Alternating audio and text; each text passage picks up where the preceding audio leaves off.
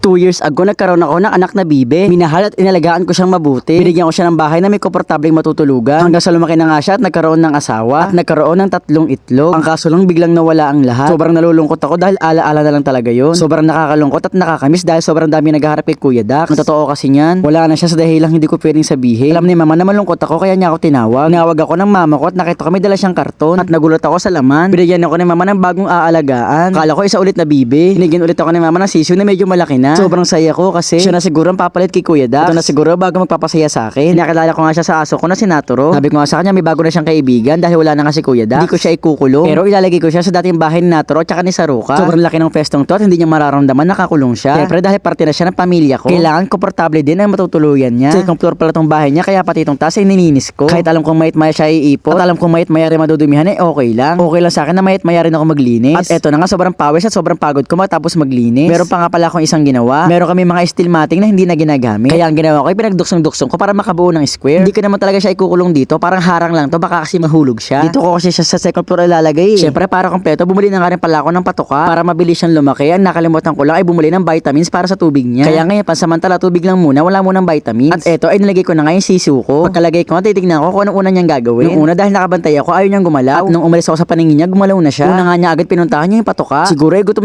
na siya. 45 days nga pala ang sisiw na to pero hindi ko alam kung ilang days na siya. Habang kumakain nga siya, lumapit na ako at hindi naman siya natakot. Bigla na nga lang ako nagulat dahil biglang lumabas dito si Saruka. Akala ko noon na aawayin niya. Tinitignan na pala niya kung ano yung kinakain. Akala niya siguro kanit at ulam makikisalo siya pero hindi niya lang patoka yun. Kaya good girl si Saruka dahil hindi niya inaway yung sisiw. Pero merong isang problema. Hindi ko lang nakuha ng video pero pilit niya pinapasok yung ulo niya diyan. Parang gustong-gusto niya makalabas. At ayun nga, success, nakalabas nga siya. Wala namang problema sa akin kung nakalabas siya, magpagala-gala siya diyan. Ang problema lang kasi nasa second floor siya. Hindi pa ako nakapagpagawa ng hagdan, baka mahulog siya at mapilay. Kaya para sa kanyang safety purposes, kahit sobrang nag-effort at nagkandahirap ako maglinis doon. Sayang lang dahil inalis ko muna siya doon. Nilipat ko na lang siya muna dito sa isang container. Ito ang karton na natanggal ko. Napuno agad ng ipot at saka ng tubig. Habang nililinis ko, talsikan pa nga sa mata ko. Grabe nakakadiri nga pero okay lang. Kahit alam ko makalat siya, ayaw ko makaramdam na merong dumi. Gusto ko maging social siya na sisiw kaya nalagyan ko ng tiles. Ang isa pang problema, kahit anong pilit ko sa tiles, hindi siya kasya. Kaya pansamantala, sako muna inilagay ko kaya para kahit umipot, mabasa o madumihan, hugasan ko lang siya at hindi siya masisira tulad ng karton. At para safe na safe siya, hindi siya makagat ng mga pusa. Dito ko na lang siya ilalagay sa bahay ko. Dito sa terrace ko. Dito ko siya nilagay sa sulok ng terrace ko para lagi ko siya mababantayan. Mga gantong size kasi alam ko pwede pa siya kagatin ng pusa. Pakiramdam ko namitin siya sa pagkain kaya naglagay ulit ako ng patoka. At ayun nga, bumalik ang pagiging mahiyain niya. Ayaw niyang kumain kasi subukan ko pakainin siya ng spaghetti. Hindi ko tuloy alam kung maarte o mahihain ba talaga to. Spaghetti tinanggihan. Kaya ang ginawa ko na lang spaghetti, nalagay ko na lang dito sa patoka. Dahil nga sa bagong lipat ko lang sa kanya, baka nahiya siya ulit. Iniwan ko na tong camera at hinayaan ko na muna siya. At ayun nga, tama ang hula ko, nahiya lang siya sa akin kaya ayaw niya kumain. Dahil eto nga, habang pinapanood ko na yung video, nakita ko na kumakain naman siya. Hihinga din pala akong tulong kung babae siya, anong magandang pangalan at kung lalaki naman siya, anong magandang pangalan. Hindi ko pa kasi alam yung gender niya kaya hindi ko pa nabibigyan ng pangalan eh. Huwag kayong mag-alala, pansamantala lang naman siya diyan. Sa mga susunod na araw, ibibigyan ko siya ng kasama para hindi siya malungkot.